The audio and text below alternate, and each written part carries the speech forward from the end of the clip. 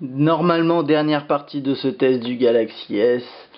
Donc dans cette partie, je vais voir tous les derniers points que j'ai pas vus, certains trucs comme par exemple un truc que j'avais, je pense, oublié de vous montrer, c'est donc je vous avais dit voilà les contacts, vous pouvez les afficher. Moi j'ai pas de contact ici. Par contre, un truc intéressant, c'est si vous cliquez normalement dans activités, vous avez les activités de votre Facebook et sûrement aussi de votre Twitter que j'ai pas réussi à configurer Twitter. Je sais pas pourquoi ça marchait pas.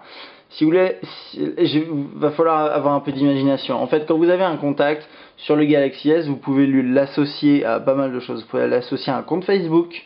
Donc vous pouvez directement dans sa page de contact accéder à ses photos Facebook, accéder à ses updates. Donc ça c'est pas mal. Aussi vous pouvez configurer un compte Twitter associé à la personne. Ce genre de choses. Un compte Google aussi, ça peut permettre de chatter avec lui directement sur Google Talk, ce genre de choses. Donc ça c'est pas mal du tout.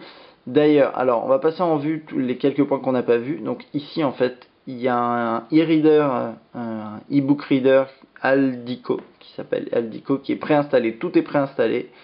Donc c'est pas mal, ça permet de lire des e-books. Alors je sais pas exactement où vous pouvez les acheter, je pense qu'il y a enfin il doit y avoir une option pour. Donc là ça permet de lire des e-books, c'est pas mal. On va pas s'éterniser là-dessus. AllShare, c'est une application préinstallée qui permet d'échanger ses fichiers, de les sauvegarder, etc. La calculatrice, rapidement, avec des gros boutons, elle marche assez bien. Le calendrier, je vous l'ai déjà montré, je crois. Oui, je vous l'ai déjà montré. Par contre, je ne vous ai pas montré les différentes vues. Donc là, la vue par semaine, par jour, voilà, par liste, qu'on peut faire hop, comme ça. Et je crois que qu'est-ce qu'on a non, puis on peut créer, aller à une date particulière aujourd'hui, supprimer les paramètres. Voilà. Google Talk, je ne peux pas vous montrer, mais en gros, ça permet de discuter avec vos contacts qui sont sur Gmail ou qui ont un compte Google. L'horloge, ça permet de configurer une alarme ou bien de changer des différentes horloges en fonction des villes, un minuteur.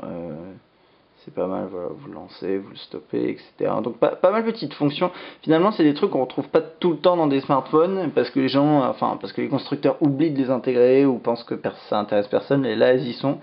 Donc c'est assez sympathique. Lecteur vidéo, lecteur MP3, je pouvais pas vous montrer parce que j'ai pas de musique. C'est un peu bête d'ailleurs, mais c'est pas grave. Mais en tout cas, voilà, ils se présentent comme ça avec un tri par artiste, album, liste de lecture, etc.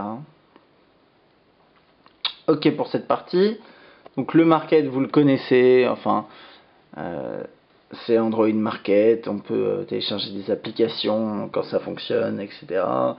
Donc voilà, vous la sélectionnez, vous pouvez sélectionner en fonction de jeu, application, et l'acheter ou la télécharger. Donc là, il n'y a pas grand chose à dire là-dessus. Une petite application de mémo, voilà, qui permet de taper des mémos. Je vous montre quand même à quoi ça ressemble tout ça, même si c'est pas nécessairement très intéressant. Un mémo vocal, assez classique, vous enregistrez quelque chose, voilà. On peut naviguer dans ces fichiers, donc sous forme de dossier, par exemple là, hop, je vais aller dans le dossier de ma caméra, etc. Donc ça c'est pas mal. Genre de fonction qu'on retrouve pas dans tous les smartphones non plus. Mini journal, alors je crois que c'est un truc où vous pouvez par exemple créer une sorte de mini journal, j'ai pas exactement compris l'objectif. Peut-être pour publier quelque chose en ligne ou... J'essaie de voir.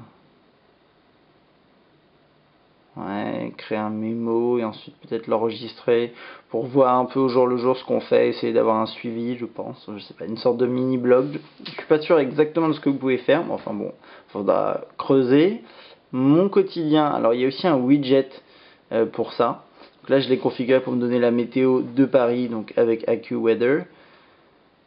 Là j'ai les actions de Samsung qui Epi Mobile, quelques news, c'est en anglais d'ailleurs si je me trompe pas, ouais je sais pas si ça se configure ça. Et mon calendrier, et d'ailleurs là je vais vous montrer le widget si j'arrive à le trouver, ça doit être dans les widgets Samsung. Et il doit s'appeler mon quotidien. Donc voilà, donc là vous avez un widget avec la météo, l'action ou les actions que vous suivez et les news et vos différentes vos différents événements dans votre calendrier. Donc ça c'est pas mal. Niveau paramètres, qu'est-ce qu'on a? On a bon, bah, les paramètres ici du réseau. Très classique, appel. Je sais pas si ça sert à quelque chose de se promener là-dedans, mais bon, c'est pour vous, hein, ça vous peut-être des gens qui sont intéressés. Changer le profil discret. Moi j'ai activé profil discret avec vibreur. Est-ce qu'on accepte d'être localisé? Oui, non, etc.